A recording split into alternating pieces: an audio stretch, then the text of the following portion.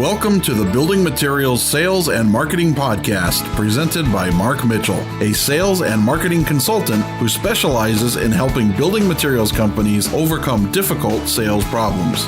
Mark is the author of the book Building Materials Channel Marketing and a frequent speaker at industry events.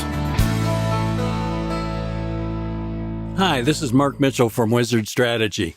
Today I want to talk about architects, or what I really want to talk about is how to grow the sales of your commercial building materials in new construction. So to be more specific. Now, I'm a contrarian. I'm a person that there's a great guy named Marty Neumeier that wrote a book called Zag. And it's about, when everybody zigs, you should zag. And that's really what today's podcast is all about. So I see most people that have kind of a rule that says if you're going to sell a building material for use in a new construction commercial project, you must call on architects. And as part of that is you must do lunch and learns. I'm working on a future recording an article about lunch and learns, but this is really about should you call on architects?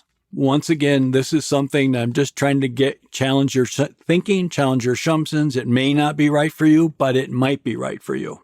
So I see companies, their first thing, if they're selling into the commercial new construction area, is talking about they want to get in the spec.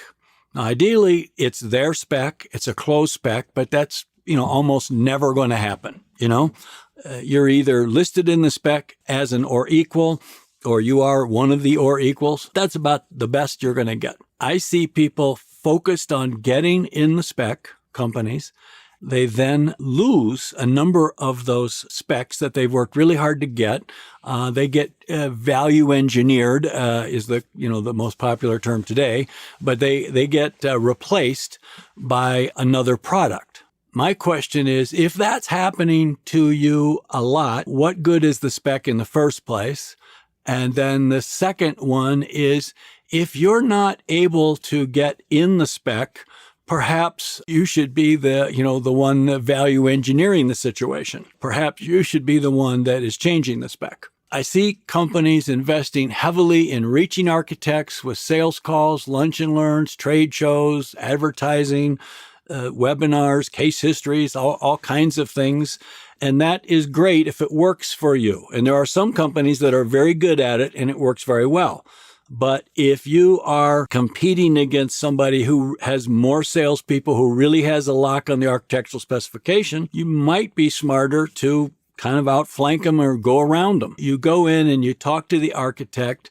The architect in today's world is overworked and understaffed like everybody. And so the architect, more often than not, is taking your product and they're cutting and pasting a spec from several previous jobs where that product worked fine, whether or not it's really the right product for that particular project or not. It worked before. It worked fine. I've got other things to worry about. They cannot sit with every product today on every building and rethink whether they're using the right thing or not, okay? They don't have time for it. So if this type of door worked before, then I'm probably going to spec that type of door again. And so when we see that they're already kind of predisposed not to change, and you go in and talk to them, you're fighting a bit of an uphill battle to start with. Now, I'm not saying the architect isn't of paramount importance, but what I'm saying is if that process, calling on and depending on the architect, is not working for you, or you don't have the resources, the number of salespeople and so forth to really put the effort in that will take to get the specification, perhaps you should call on some other people involved in the project. More and more, with the advent of the design-build process over the architectural specification process, you're seeing more and more that the owner, developer, or their facilities manager is becoming more important. Okay. In other words, the person that the building's being built for is now getting much more involved in the details of the project and the products. In fact, most products, the problem is they go in and present to the architect, but they're telling the architect the benefits to the owner. And those aren't really the benefits to the architect. So if you've got great benefits to the owner of the building or the occupant, then you might be best served to find out who is the owner's representative and go pitch your product to them. Okay? Now, some of the things that those people are looking for are faster completion time in using your product, perhaps reduced maintenance and operational costs, longer service life. Perhaps if I'm building an office and I'm going to have occupants or a hotel, that my occupants will be more satisfied if I use your product.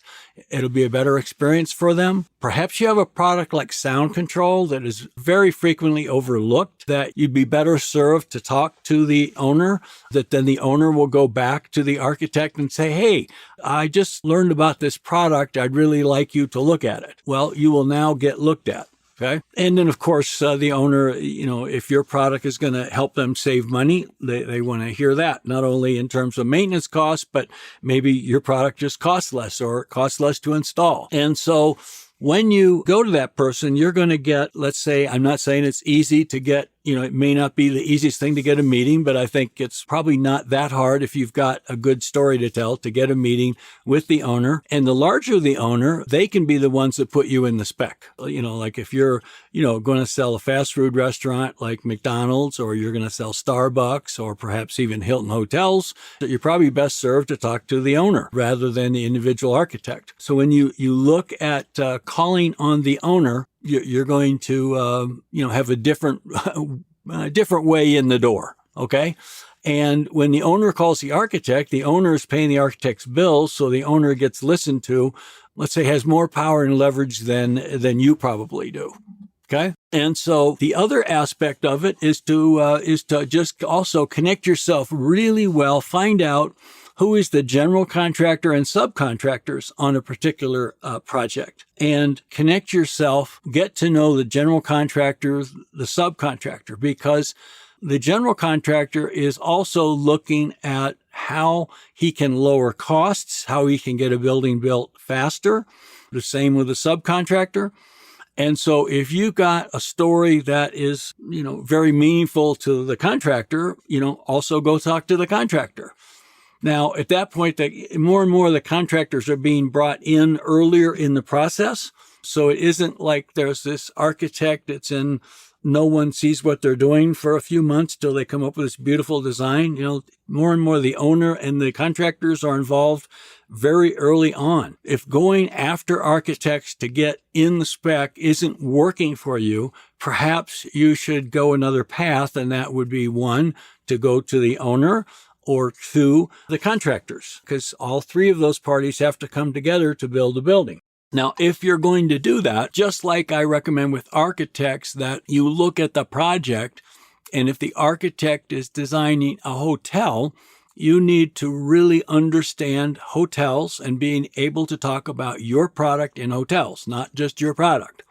That's even more important if the owner owns hotels or whatever type of building. It could be a university, it could be a hospital, that you need to not just talk about the features and benefits of your product, but you need to relate them to how they make for a better hotel, a better hospital, a better office building, whatever, frozen food warehouse, whatever type of building it is, that you need to make sure that you're knowledgeable about the type of building and talk about specifically about why your product is a great fit for that type of building. Now that's going to work really well, when you're talking to those owners about it, because then if you're not successful with the architect, there's a good chance they're going to get you at least thought about when they're talking to the architect and the general contractor. So think about, if you're trying to sell your building product to go into commercial new construction, that the only way there, it seems like there's this one path, which is call the architect, get in the spec, okay?